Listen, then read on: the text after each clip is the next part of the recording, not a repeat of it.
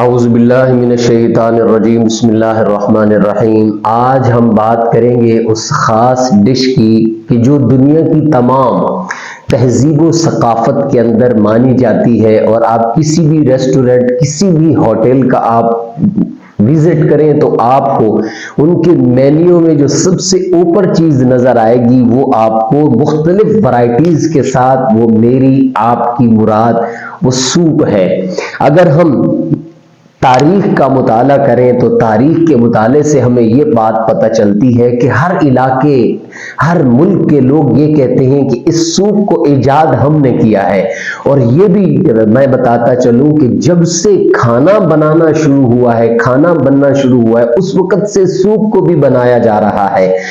اور سوپ کی مختلف ورائٹیز ہیں، آپ کسی بھی جگہ پر جائیں گے تو آپ کو وہ مختلف ورائٹیز کے ساتھ یہ ملے گا۔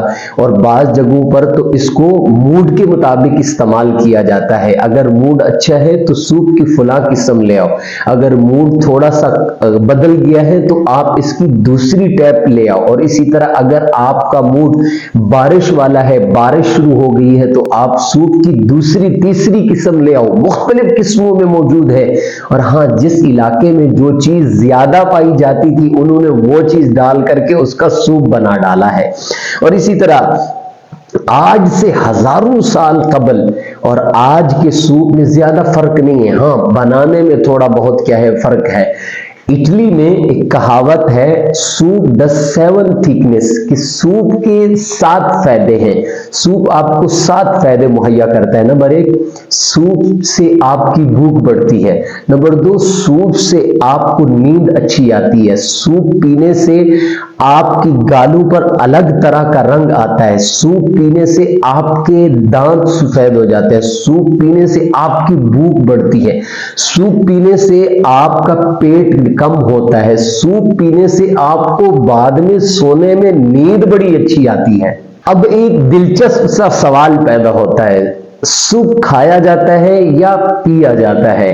یاد رکھیں، سوپ اگر چائے کی طرح آپ استعمال کریں تو سمجھو پیا جاتا ہے، اور اگر گوشت اور سبزیوں سے بھرا ہوا ہو تو سوپ کھایا جاتا ہے۔ سوپ تو چمچ کی ایجاد سے بھی پہلے کا ہے، اور اس کو اس وقت کیا کیا جاتا تھا، ڈرنکنگ کیا جاتا تھا، اس کو پیا جاتا تھا۔ اور اگر آپ اس کو ڈرنکنگ کا لفظ استعمال کرتے ہیں تو سمجھو یہ پیا جاتا ہے، اور اگر اس کے لیے آپ ایٹنگ کا لفظ استعمال کرتے ہیں تو سمجھ لو یہ کھایا جاتا ہے۔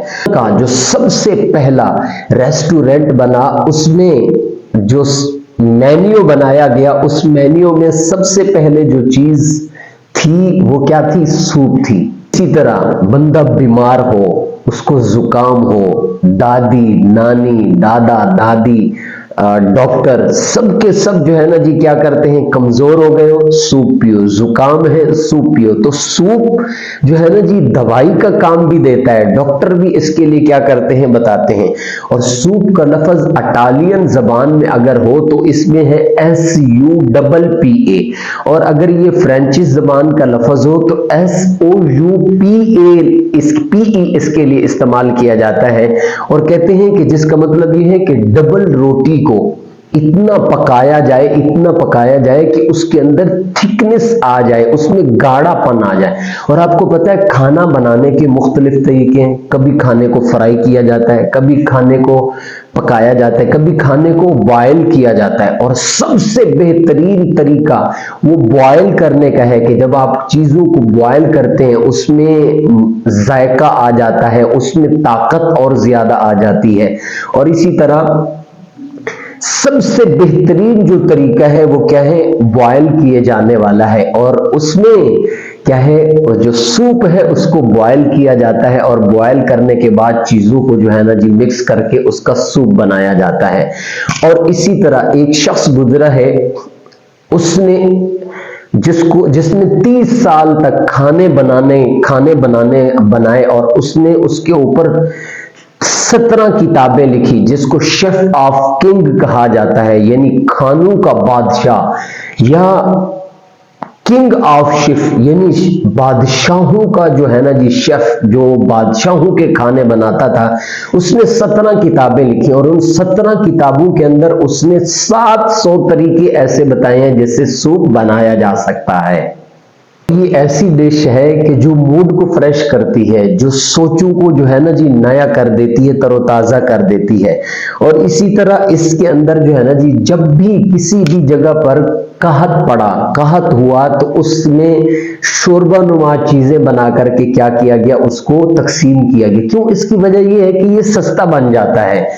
اور اس پر دلچسپ واقعہ بھی ہے کہ حضرت حضور نبی کریم صلی اللہ علیہ وسلم کے پردادا حضرت ابو ہاشم جب مکہ میں ایک دفعہ قحط پڑا تو یہ ملک شام گئے اور وہاں سے باسی روٹیاں اٹھا کر کے لائے اور ان کو آ کر کے رگڑ کر کے اس کو پکایا اور اس کے اندر پانی ڈال کر کے لوگوں میں کیا کیا گیا، تقسیم کیا گیا۔ تو اس وجہ سے بھی کیا کہا جاتا ہے، اس کو سوپ کہا جاتا ہے۔ اور سوپ کی کچھ قسمیں ہیں، سوپ کی جو ہے نا جی کچھ اقسام ہیں، جس میں سے سب سے زبردست جو سوپ ہے وہ chicken noodle soup, chicken noodle soup یعنی چکن اور اس طرح کی چیزیں جو ہے نا جی۔ اور اسی طرح جو ہے نا ایک قسم جو ہے نا جی کنڈنس سوپ بھی ہے کہ ساری سبزیوں کو، ساری چیزوں کو جو ہے نا جی اکٹھا کر کے ڈال کر کے اس کو ایک برتن میں جمع کر دیا جائے، پھر اس میں دودھ یا پانی کی چیز جس طرح کی چیزیں ڈال کر کے، اور اس سوپ کو 1897 میں 1897 میں best of the years food بھی کہا گیا ہے، یعنی اس کو انعام بھی ملا ہے اس طرح کی فوڈ، اس طرح کی سوپ۔ اور اس کو استعمال کرتے ہیں مقیم اور مسافر لوگ، اور یا اسی طرح جو طالب علم حاصل کر رہے ہو، علم پڑھ رہے ہو، ان لوگوں کے لیے بھی یہ والا سوپ کیا کیا جاتا ہے، استعمال کیا جاتا ہے۔ اور کئی ساری تحقیقات کے مطابق یہ بتایا گیا ہے کہ عورت مرد سے 3 گنا زیادہ سوپ استعمال کرتی، اور عورتوں کو یہ بھی کہا گیا کہ اگر آپ کے بچے سبزی نہ کھاتے ہو، فروٹ نہ کھاتے ہو، سبزی نہ کھاتے تو ان کو ساری سبزیاں مکس کر کے اس کا سوپ بنا کے ان کو کھلا دیا جائے۔ اور سوپ کے کئی فائدے بھی بتائے گئے ہیں، ماہر طبیعیات نے اس کے فائدے بتائے ہیں کہ آپ کی یہ ڈیلی کی روٹین کو جو ہے نا جی کیا کرتا ہے، پورا کرتا ہے، یعنی جو آپ کی ڈیلی کی جو روٹین ہے اس میں جو کمیاں کوتاہیاں جاتی ہیں اس کو پورا کرتا ہے۔